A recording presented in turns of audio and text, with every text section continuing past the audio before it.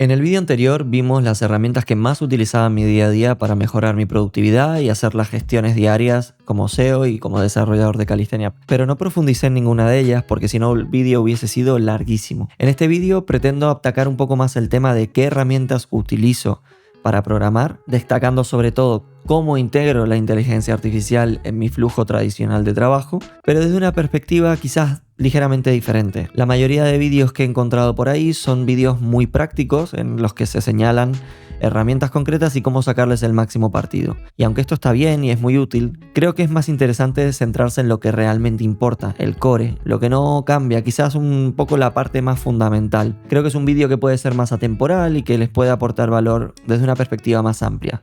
Si no, al final grabaría un vídeo hablando de cómo sacarle el máximo partido a las nuevas skills de Cloud Code y les serviría más o menos por 2 semanas hasta que las skills estén obsoletas y se empiece a utilizar otra cosa. Por eso en este vídeo me quiero centrar en la metodología, digamos, cómo afronto yo los diferentes problemas a la hora de programar, de qué manera empleo las herramientas. Dentro de esta metodología quiero separar un poco la aproximación que utilizo para proyectos nuevos, proyectos secundarios o nuevos MVPs que quiero hacer, y por otro lado, qué metodología utilizamos para integrar inteligencia artificial dentro de los procesos de mantenimiento de un software un poquito más maduro que ya está en producción, como podría ser Calistenia. Al final hablamos de un software que utilizan miles de personas diariamente y que no podemos estar patinando demasiado. Creo que es necesario separar en estas dos metodologías, por decirlo de alguna manera, porque no afrontas los problemas de la misma forma. En uno hay muchísima incertidumbre, ¿no? Cuando estás creando un producto nuevo, realmente te tienes que centrar en construir esa versión mínima viable para validar los requisitos. No cuentas con un contexto inicial, al final la aplicación se está construyendo desde cero, con lo cual no hay un contexto a nivel de base de código, de estilo de diseño, no hay un contexto a nivel de buenas prácticas de programación, partes de cero. Por tanto, la manera de atacar el problema va a ser muy diferente que cuando ya te metes en una base de código extensa, que tiene una serie de prácticas, que tiene una serie de decisiones de infraestructura concretas y que al final el ritmo de avance es diferente. También no es lo mismo construir un producto global con un montón de features, aunque sean pocas al tratarse de un MVP, que construir o implementar progresivamente e incrementalmente diversas funcionalidades en un proyecto existente, o por ejemplo corregir errores dentro de ese mismo producto. Al final son dos tipos de tareas muy diferentes. En una estás creando un nuevo producto y en la otra estás realizando un mantenimiento, por decirlo de alguna manera, a pesar de que estés agregando valor e implementando nuevas funcionalidades. Es un tipo de trabajo y una forma de pensar diferente. Empecemos por las herramientas y los pasos que daría si quisiera crear un MVP o un nuevo side project. En ese sentido, el proceso a grandes rasgos se dividiría en 2 grandes pasos. En primer lugar, definir el alcance del proyecto y un poquito a grandes rasgos la arquitectura y las decisiones que es interesante tomar de antemano. Y en un segundo paso, la implementación. En lo que sería la fase de la especificación de requisitos, realmente utilizo solo 2 herramientas. Por un lado, ChatGPT, pero evidentemente aquí me valdría cualquier otro chat LLM, y Whisperflow. Básicamente lo que hago es, comienzo a grabar. Bueno, en este sentido ni siquiera, si usas ChatGPT, ni siquiera necesitas utilizar Whisperflow porque puedes usar la función de micrófono. Pero en este paso a mí lo que me gusta es explayarme todo lo posible. Al final le doy a grabar y empiezo a imaginar y a contar todo lo que querría hacer. Dejo que todo fluya en una sola dirección. Al final, cuanto más contexto le dé al LLM, mejor va a ser el resultado. Un poco más fácil va a ser que me entienda. Evidentemente, intentando no contradecirme demasiado. Para que se entienda mejor, construyamos algo. Supongamos, por ejemplo, que quiero construir una pequeña aplicación para transcribir grandes notas de voz. Simplemente, pues, le puedo compartir notas de voz y me las transcribe con un formateado correcto y es una aplicación de escritorio. Vale. Obviamente, si yo simplemente le hubiese dado este mensaje, pues al final me hubiese hecho un documento de especificación de requisitos que podría haber estado bien. Muchas veces ni siquiera sé exactamente lo que quiero construir y le doy un poquito de contexto para ir peloteando. No es necesario que le dé todo el churro de golpe. Pero normalmente simplemente me pongo a grabar y me quedo hablando hasta que literalmente no sé qué más decir. Cuando no sé qué contexto más darle, entonces dejo que el LLM me dé un poco de feedback, lo leo, si hay algo que me encaja, que no me encaja, lo voy amasando. Realmente, nunca hago un paso de simplemente le digo lo que quiero con 3 palabras, me escupe un documento de especificación de requisitos que ni siquiera me miro y paso a la siguiente fase, sino todo lo contrario. Me quedo en esta fase peloteando y discutiendo funcionalidades mínimas, formas de abordar el proyecto, con qué tecnologías podría hacerlo, etcétera. Vale, Gepetto.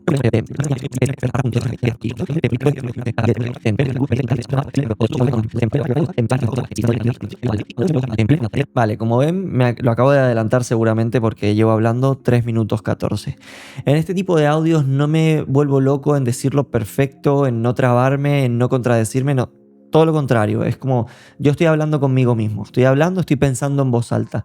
Y lo que hago finalmente es encargarle a ChatGPT que me ordene ese pensamiento y que me haga una primera iteración de ese documento de especificación de requisitos. Vale, estupendo. Yo le mandé este churraco y automáticamente pues ordena un poco mis pensamientos y me lo dejó un poquito más claro. Aquí lo que haría sería cribar un poco qué es lo que a lo mejor no quiero, lo que quiero eliminar, o si al leerlo se me ocurren otras cosas, pues agregar lo que creo que falta. Si no acabo de mostrar el texto entero, pero en la propia solicitud inicial, normalmente yo, si conozco las tecnologías con las que creo que sería interesante construir esto, también se lo agrego.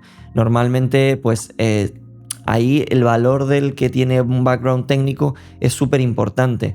Si tú simplemente lo dejas en manos de la IA, pues tomará una decisión, la que sea, no tiene por qué ser a veces ni buena ni mala, simplemente una aleatoria, y a veces verdaderamente no será la mejor decisión. Entonces, si eres una persona con un contexto técnico, es muy interesante que no delegues esa parte en la inteligencia artificial, sino que la guíes para asegurarte de que verdaderamente se van a cumplir buenas prácticas.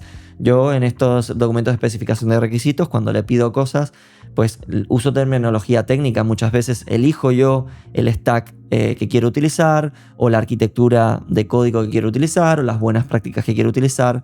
Por ejemplo, en este caso, en este proyecto que le comentaba que quiero hacer una transcripción con modelos remotos, le decía que además de utilizar modelos remotos, quiero tener flexibilidad de proveedor y que probablemente también quiera integrar en un futuro, aunque no ahora, el uso de modelos locales con servidores con Olama, por ejemplo. Entonces, que me utilice una arquitectura de port and adapters para que me implemente eso limpio y que en un futuro sea fácil hacer un refactor. Esto es algo que si no se lo pides, por defecto lo más probable es que tienda a no hacerlo, o que a veces lo haga y a veces no. Tiende a ser pues un código más monolítico, más churro, más sencillo, que en ese sentido te va a agregar fricción a la hora de seguir avanzando en siguientes fases del proyecto. También hay otras ocasiones en las que desconozco las tecnologías con las que lo quiero hacer, y es para esto para lo que justamente peloteo con ChatGPT. Por ejemplo, yo ahora sé que esta aplicación la podría hacer con Electron, la podría hacer una aplicación web, la podría hacer en Swift nativo, casi todas las cosas las he controlado, pero no tengo especial interés en hacerlo con una o con otra. Así que, por ejemplo, voy a hacer que la IA me ayude a elegir la arquitectura. Simplemente le planteé la duda de qué stacks tecnológicos me recomendaba para hacer esto. Yo le tiré unos cuantos, pero me hizo pues 3 o 4 opciones. Realmente me voy a quedar con la que desconozco porque es la que más controlo, aunque me haría también ilusión trabajar un poquito con Svelte, que no lo he tocado nunca. Vale, ahora estaríamos en el punto en el que he resuelto las 2 primeras incógnitas, ¿no? Por un lado, cuáles son los requisitos funcionales, por lo menos de ese MVP, y en segundo lugar, cuál va a ser a grandes rasgos el stack tecnológico que voy a utilizar. Pero aquí es donde entra en juego uno de los aspectos para mí más importantes y que diferencia a los pipe coders o a los programadores de toda la vida que utilizan inteligencia artificial con resultados versus los que quedan atrapados en loopholes o no consiguen los resultados que quieren. Y es que, por más que ahora le pidamos un documento de especificación de requisitos completo, desde mi punto de vista y en mi experiencia, no basta con copiarlo y pegarlo como documento .md dentro del proyecto y mandárselo a Claude o a OpenCode con el modelo que sea. Y la razón por la que esto no funciona es muy sencilla. Al final del día, los modelos están limitados por contexto y por capacidad. Por más que tú le tengas el documento súper bien preparado, cuando se lo des a Cloud Code y le digas implementalo todo, lo que va a decir es sí, por supuesto, lo haré. Pero por las limitaciones del contexto que tiene, realmente pues el resultado va a ser o bien muy escueto o bien incompleto directamente, o bien, como en algunos casos pasaba antes, que ya está dejando de pasar, no va a funcionar. También hay que destacar que esto es una limitación temporal a corto o medio plazo. A medida que los modelos vayan avanzando, pues esto va a ser cada vez menos un problema. Pero de momento sigue siendo una limitación y es lo que a mí me ha permitido iterar sobre proyectos. Este concepto del que estoy hablando es, digamos, el MVP 2.0. Es lo que yo llamo la iteración mínima viable. Nosotros vamos a tener un documento de especificación de requisitos que va a ser un troncho larguísimo. Pero lo que vamos a hacer es decirle a ChatGPT que queremos dividir eso en iteraciones mínimas viables. ¿Qué es una iteración mínima viable? Es una implementación mínima que funciona end-to-end, que funciona, que compila, que pasa test y que lleva a cabo al menos una función correctamente. También hay que destacar que esta iteración mínima viable no siempre se centra en funcionalidades. Por ejemplo, no se trata de que primero voy a hacer la funcionalidad de transcripción, después voy a hacer la funcionalidad de X cosa, sino el mínimo código que puedo implementar y que puedo probar y que puede compilar. En el caso de una aplicación de Electron, a lo mejor la mínima iteración viable sería simplemente arrancar el proyecto con el boilerplate y que arranque, que funcione. La segunda y mínima iteración viable a lo mejor sería hacer una transcripción e imprimirlo por consola. Al final es ir dando pasos de cosas que funcionen para ir validando poco a poco e ir liberando contexto. Además, de esa manera también vamos tomando buenas decisiones y vamos dándole forma al código. En este punto también, evidentemente, tu experiencia como desarrollador, si tienes un contexto de developer, pues va a aportar mucho. Todo lo que tú puedas hacer por el modelo, simplemente guiándolo, va a ser mejor, vas a ir a tiro hecho. Por tanto, aquí lo que haría sería algo como... De esta manera, después de pedirle con lenguaje natural lo que quiero, ¿podrías elaborar este documento con los requisitos funcionales y el plan por fases de iteraciones mínimas viables? Pues obtenemos este documento. Siempre trato de decírselo que me lo genere en inglés, aunque yo le hablo en español, me gusta que lo genere en inglés porque no sé hasta qué punto esto es así, pero cuando he visto cómo funcionan modelos con Thinking, con Ollama por detrás y les activo lo que escupan, lo que están mostrando en Thinking, normalmente ellos mismos van haciendo la traducción. O sea, el modelo como que piensa en inglés, dice, vale, esto en español significa esto otro. Entonces, no sé, me da la sensación de que van a ir más rápidos en inglés y que manejan mejor el contexto. Pero no sé si era una alimentación de modelos más viejos o simplemente es una paranoia mía, pero bueno, yo por si acaso siempre lo hago todo en inglés. Además, me es más cómodo, todos los commits se generan en inglés. Creo que queda mucho mejor el resultado cuando se gestiona todo en inglés. Ahora simplemente descargamos el Markdown.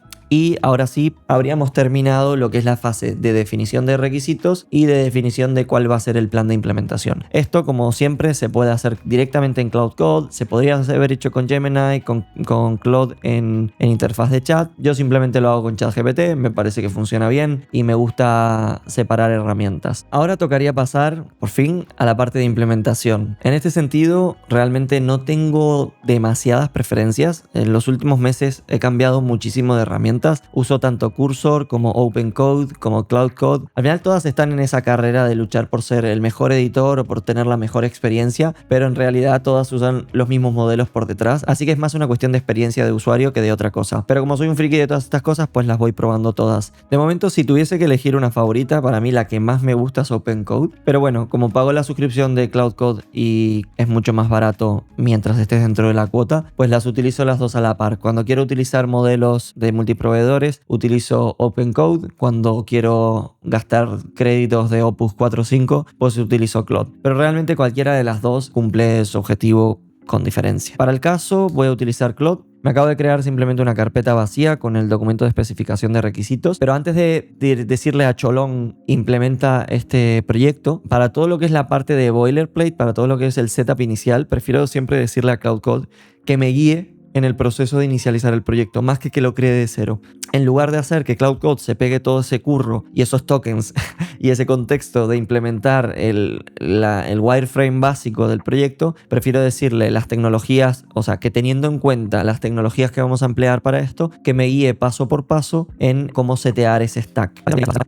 Nuevamente, siempre utilizo la voz, es lo más rápido y lo más sencillo. Vale, como vemos, hizo toda la comprobación de si necesitaba algún entorno de desarrollo específico. Obviamente, como vivo el día creando cosas, tengo prácticamente todo configurado, NPM, Node.js y FFmpeg para temas de gestión de audio y vídeo. Lo bueno es que en este sentido también pues te va haciendo preguntas. En este caso me pregunta si quiero utilizar la configuración más sencilla y le digo que sí. Aquí nos escupió todo el plan de, oye, ¿qué tienes que instalar? ¿En qué orden tienes que instalarlo? Y demás. Y esto obviamente podría simplemente delegárselo a los modelos agénticos y muchos de ellos probablemente lo harían sin problema. O sea, se darían cuenta de que tienen que ejecutar estos pasos, te estarían preguntando, ¿puedo hacer un npm create? ¿Puedo crear esta estructura de ficheros? ¿Puedo hacer esto? Pero en mi experiencia, este setup inicial no lleva prácticamente tiempo. O sea, ahora voy a parar el vídeo, pero esto me va a llevar 3 minutos hacerlo y nos aseguramos de estar dándole un punto de partida sólido con dependencias actualizadas, con una estructura ordenada y también entendiendo un poco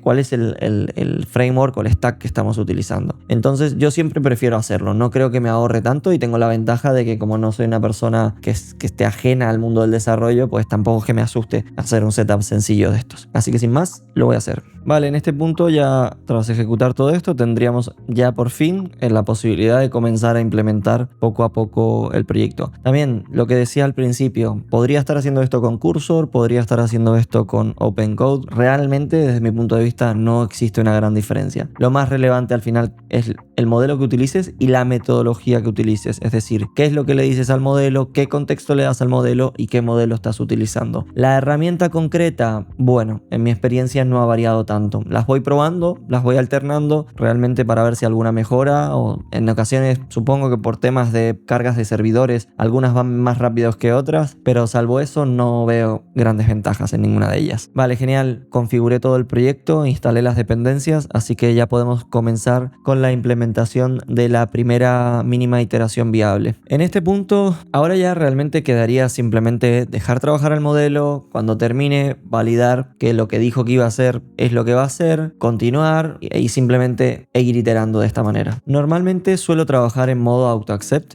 Al principio sí que dedicaba más tiempo a revisar cambio por cambio, pero realmente como no siempre los resultados se consiguen a la primera, era una pérdida de tiempo. Para mí lo más sencillo es trabajar en automático y cuando la funcionalidad está hecha y cuando la puedo probar y ver que funciona y estoy satisfecho con el resultado, entonces sí hago la revisión, pero la hago directamente en Git. No me molesto en estar leyendo todos y cada uno de los cambios intermedios porque a lo mejor ahora implementa esto, lo voy a probar y no me gusta, quiero hacer algún cambio o directamente está mal, no funciona, quiero hacer cambios. Entonces es una pérdida de tiempo revisar realmente los cambios intermedios. Otra cosa interesante, si se dan cuenta, es que no he hablado en ningún momento de diseño. Y esto es un poco controvertido. Realmente hay mucha gente que piensa, cree, y lo respeto, que hay que centrarse en definir cuál va a ser la estrategia de diseño, con cómo se va a hacer, qué paleta de colores va a tener y demás. Pero yo soy todo lo contrario. Creo que sobre todo los MVPs lo más importante es validar los requisitos funcionales y un poco la experiencia de usuario, pero que viene definida dentro de la definición de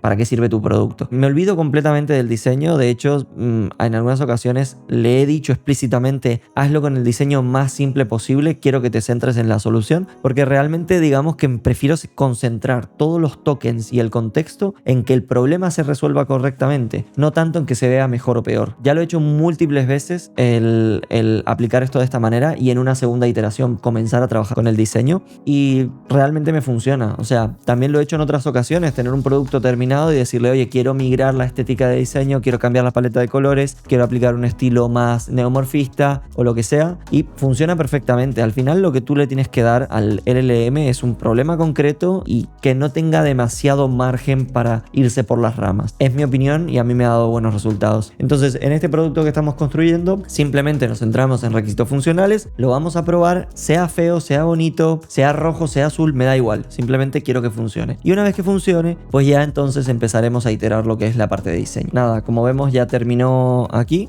No hizo ningún cambio, lo único que corría es el npm run dev y ya tenemos una aplicación que te puede gustar más o menos, pero al menos parece funcional. Vamos a coger un audio de prueba que tengo aquí y efectivamente funciona el drag and drop. Si se dan cuenta, no hay ningún botón de transcribir ni nada por el estilo, simplemente está la opción de arrastrar y soltar. ¿Qué conseguimos con esto? Que esta parte del código funciona al 100%. Podemos centrarnos en el siguiente requisito funcional, en la siguiente mínima iteración viable. ¿Tengo mi producto determinado? No, pero puedo decirle continúa la fase 2 y el agente pues comenzar a trabajar. Y esto en definitiva sería la manera en la que trabajo, la manera en la que construyo MVPs o productos nuevos. Al final me centro mucho en definir bien el problema sin ahorrar palabras, trabajar en partir ese problema en pequeños problemas. Al final esta estrategia se ha hecho toda la vida en el mundo de la programación, es una de las máximas del mundo de la programación, el esquema divide y vencerás, y esto realmente no difiere de la manera en la que se ha creado producto hasta ahora. Simplemente que creo que muchas personas que han programado con inteligencia artificial han caído en dos puntos principalmente. Por un lado, ir como de una manera todo o nada, es decir, le mando a chorrazo el documento de especificación de requisitos, le digo que me lo ejecute y no funciona, qué mal. O por otro lado, gente que, bueno, aunque lo haya hecho paso a paso y lo haya logrado que funcione, pues ha dicho, pero este código no tiene la calidad que debería tener. Bueno, porque quizás no has complementado de la mejor manera las herramientas. Al final, como yo lo veo, es como que la inteligencia artificial lo que te da es la capacidad de escribir muchísimo más código mucho más rápido. Si tú eres capaz de crear un flujo de trabajo en el cual revisas ese código de una manera eficiente y utilizas tu ojo clínico para mantener la calidad de ese código y guiar a la gente en la dirección que tú consideras, creo que directamente es como tener superpoderes comparado a cómo veníamos programando hasta ahora. Vale, justo acaba de terminar con la segunda iteración y aquí vemos algo que es súper ultra común que pase y no tiene mucha más ciencia que decir, oye, no tengo ni idea de por qué está pasando esto, pero te lo pego. Ya hoy en día ni siquiera le tienes que explicar que eso se trata de un error que te está pasando, lo va a inferir directamente. Esta es otra de las razones por las cuales es muy importante hacer esto por iteraciones, porque cuando escribe demasiado código, si se ha equivocado en 3 partes diferentes, es muy fácil que entres en un bucle en el que identifica problemas diferentes,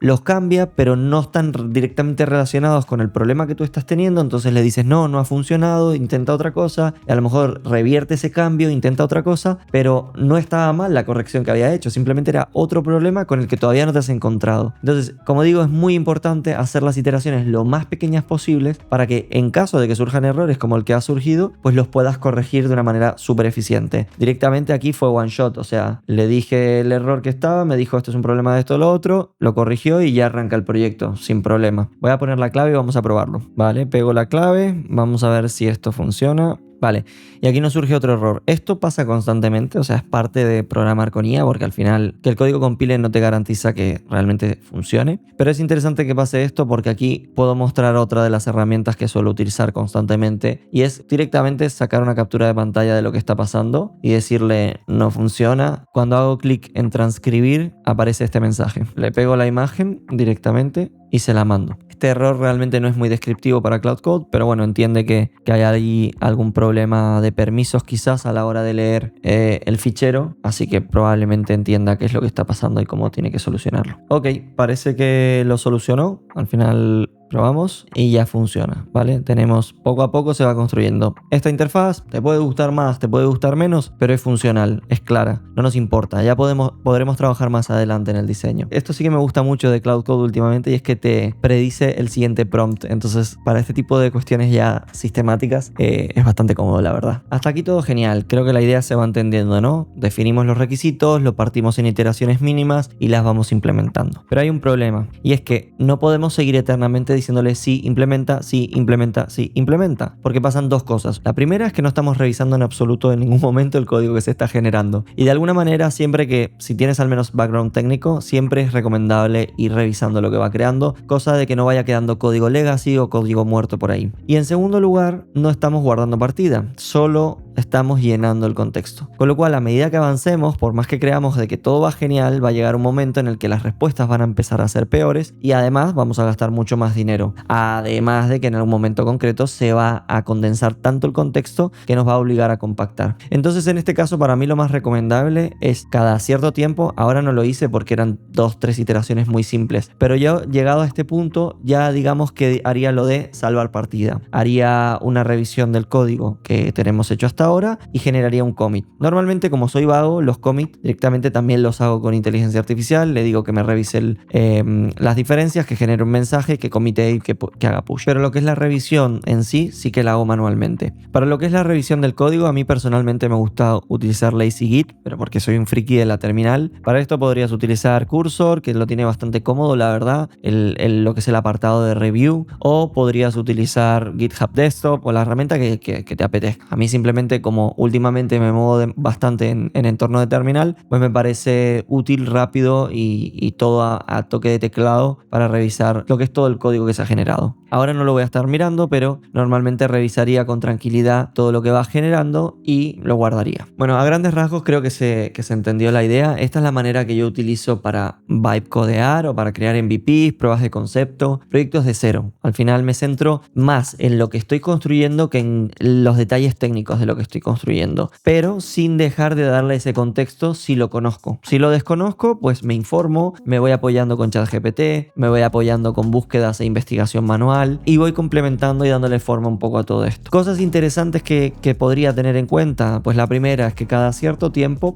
le digo que haga una revisión del código y que busque dead code o implementaciones legacy para limpiarlas. ¿Por qué? Bueno, en mi proceso de revisión manual se me puede haber escapado algo y es interesante. Otra cosa que también suelo tener en cuenta, dependiendo del alcance del proyecto, si lo voy a desplegar en servidores remotos o si puede llegar a tener alguna connotación de problema de seguridad, pues trato de pasarlo por diferentes modelos, no solo por uno, para que me hagan una auditoría de seguridad del código. O sea, que investiguen si se están utilizando buenas prácticas de seguridad, si hay información sensible o si hay alguna vulnerabilidad que pueda ser preocupante. Al final, no hay que dejar de tener en cuenta de que según el proyecto que estés realizando y dónde lo estés desplegando, pues siempre hay riesgos asociados que prefiero, la verdad, no correr el riesgo y no tener que preocuparme por ese tipo de cosas. Es interesante porque hay como dos mundos en Twitter con respecto a este tema de cómo programar asistido por IA. Tenemos por un lado los súper emocionados con que esto nos va a sustituir a todos y con que es increíble, y por otro lado con los haters que creen que bueno, que no es suficientemente buena y que no sirve para nada y que no nos va a sustituir, que el código hecho a mano es mucho mejor que el código hecho a máquina. Y la realidad no está ni en un lado ni en otro. La realidad es que hablamos de dos perfiles diferentes. La gente que no tiene un background técnico no es capaz de distinguir si el código es bueno o malo. Lo que se da cuenta es que puede construir cosas que antes no podía. Entonces está más emocionado que nunca. Y por otro lado, la parte, las personas ultra técnicas que no tienen ni idea de producto y que solo se centran en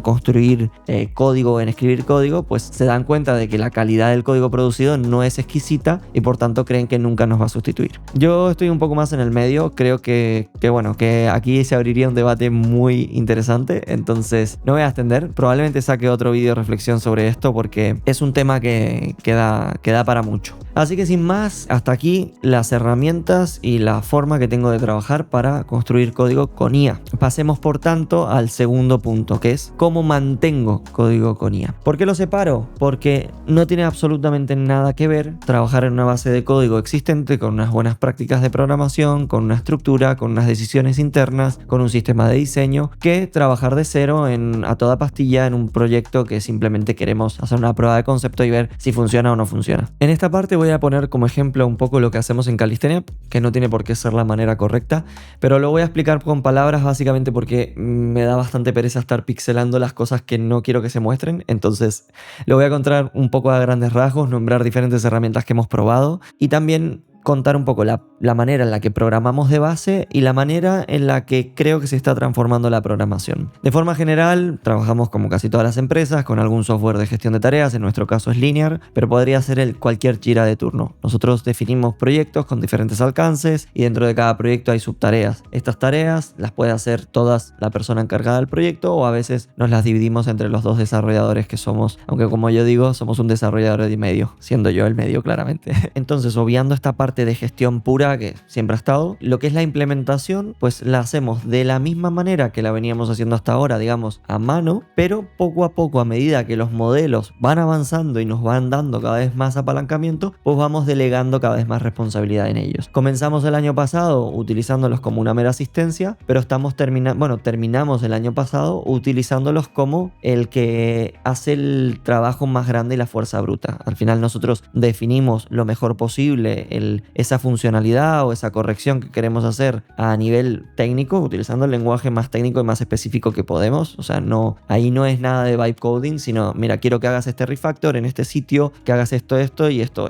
Pero trasladamos lo que es la escritura del código lo máximo posible en el agente. Y la verdad es que han ido avanzando tanto que ya prácticamente muchos de los cambios son one shot. Por ejemplo, imaginemos que quiero implementar una nueva vista de la biblioteca de logros. Pues directamente cogería la issue de Linear, cogería la descripción y se la pasaría a la gente. Le daría un poco más de detalles, lo pondría a trabajar y una vez que tenga el resultado, pues ahí sí, obviamente leemos línea a línea, verificamos que todo el código es correcto, que no ha tocado cosas que no debería tocar, lo probamos, hacemos un ajuste a mano o también con inteligencia artificial si lo consideramos oportuno. Una vez que estamos contentos con el resultado, abrimos una pull request y aquí entra en juego una segunda capa de inteligencia artificial. Básicamente tenemos un bot, puede ser Greptile, puede ser CodeRabbit, puede ser Graphite, da igual, llámalo como quieras. Creo que Gemini también tiene Gemini Code Reviews, OpenAI tiene el suyo, hay millones, pero básicamente tenemos automatizado que cada vez que se abre una PR, pues salta un bot de revisión de contenido, revisa los cambios,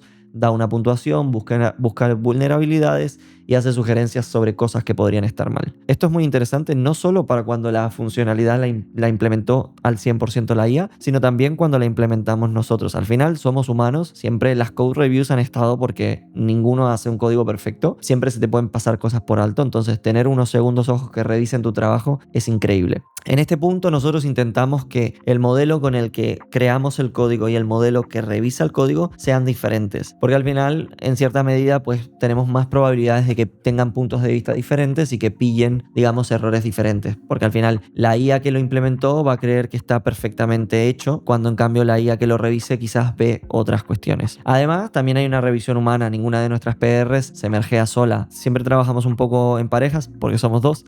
Digamos que yo implemento una funcionalidad, abro la PR, esa PR la revisa un bot de inteligencia artificial, pero también la revisa otro desarrollador. Al final son 3 checks de revisión general antes de mergear una nueva funcionalidad. Realmente el esquema no ha cambiado, lo único que hacemos es apalancarnos sobre la inteligencia artificial para escribir más líneas de código en menos tiempo y para tener un tercer revisor que antes no existía. Antiguamente yo revisaba las PRs del otro desarrollador y el otro desarrollador revisaba mis PRs, pero no teníamos ese plus de confianza y la realidad es que en muchas ocasiones, o sea, son muchísimas las ocasiones en las que el bot de calidad de código ha encontrado pequeños fallos que ni yo ni mi compañero habíamos visto. Entonces es innegable el potencial que tiene la inteligencia artificial en esta nueva era de la programación. Esta es la manera en la que trabajamos de base. No obstante, con todo lo que están avanzando los modelos y las herramientas, sobre todo las integraciones, los conectores, en las últimas semanas hemos empezado a dar el siguiente paso y probar a ir un poquito más allá.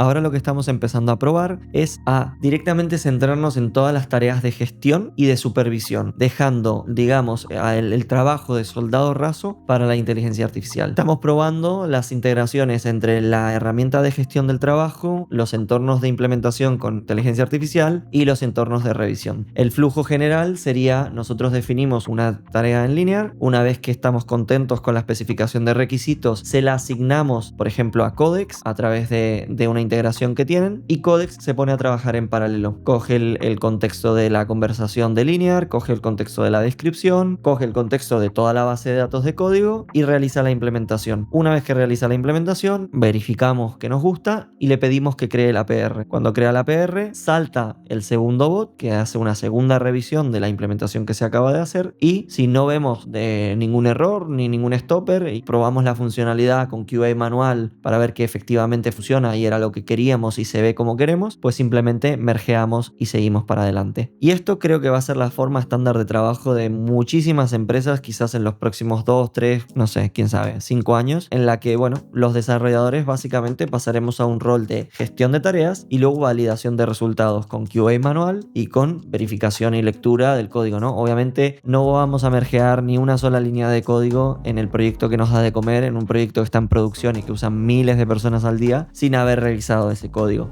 Seguimos haciendo la tarea de planificación, es decir, somos los directores, somos los que deciden qué entra y qué no entra en producto y somos los que validamos, digamos, la parte final del pipeline de trabajo, del flujo de trabajo, para que eso vaya a producto. Pero todo lo que es la parte del medio se va a eliminar, o sea, se va a eliminar lo que es el trabajo manual. Y sobra decir el potencial que tiene esto para equipos pequeños. O sea, literalmente nuestro roadmap de todo un año se está empezando a contraer en cuestión de meses. Es sobre todo súper interesante para tareas de mantenimiento y de correcciones de errores. Es verdad que por las pruebas que hemos estado haciendo, este flujo ideal de defino la tarea, Codex la implementa, luego no sé quién la revisa, nosotros la validamos y simplemente se mergea, muy pocas veces es one shot. O sea, muchas veces la implementación inicial del agente de turno no es la que queremos, entonces tenemos que modificarlo, o a nivel funcional sí es como queremos, pero a nivel visual o estético no cumple exactamente con lo que nosotros queremos transmitir, entonces hay que hacer modificaciones, pero en cualquier caso nos ahorra muchísimo tiempo. Y como decía, sobre todo para tareas de corrección de errores y mantenimiento es extremadamente útil, porque normalmente cuando surge un bug, lo que nosotros recuperamos del Crashlytics de turno es la traza y empieza a ser como muy inmediato directamente a partir de la traza, pegársela en una tarea de linear y la corrección es muy sistemática, es muy fácil de ver que ese bug perfectamente está en la línea no sé cuántos, entender qué es lo que está pasando, implementar el cambio, implementar un test de regresión y lanzar a producción. Son cuestiones muy mecánicas que esas ya estamos notando que se están sustituyendo de manera inmediata. Entonces es impresionante porque todas esas tareas de mantenimiento para las cuales teníamos que dedicar un tiempo ya estamos empezando a automatizarlas prácticamente. Y también nos está pasando con feedback de usuarios. A veces se envían correos de soporte y tenemos integración de la herramienta de gestión de tickets de soporte con la herramienta de gestión que es Linear, que a su vez tiene integración con los agentes de programación de inteligencia artificial. Digamos que tenemos el flujo completamente automatizado, pero con el human in the loop que va dando los pistoletazos de cuando una cosa va para un sitio y cuando va para otra. Si tuviera que llamar esto de alguna manera, o si tuviera que decir cuál va a ser el rol de la mayoría o de muchos desarrolladores en los próximos años, es que vamos a hacer simplemente APIs. Obviamente quienes dirigen el producto, quienes dicen que sí y que no, en qué dirección vamos, pero luego entre todos los subsistemas vamos a hacer la API que dice, oye, esto me lo saco de aquí, lo pongo allá, se lo paso a este agente o le asigno esto a este otro agente y demás, ¿no?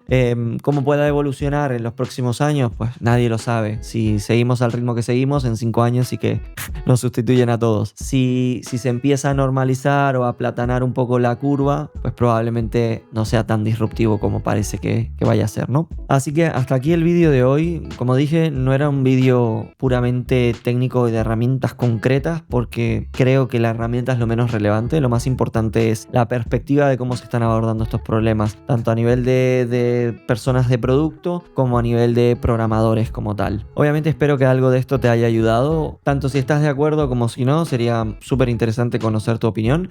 Y si te están gustando este tipo de vídeos, no sé si lo estás viendo en Twitter o en YouTube, pero que sepas que estoy empezando a subir este tipo de contenidos a mi canal de YouTube, así que te recomiendo que estés atento a los vídeos que vaya a ir subiendo por allí. No sé cuánto va a durar este vídeo, pero llevo 1 hora aquí grabando. Nos vemos en la próxima.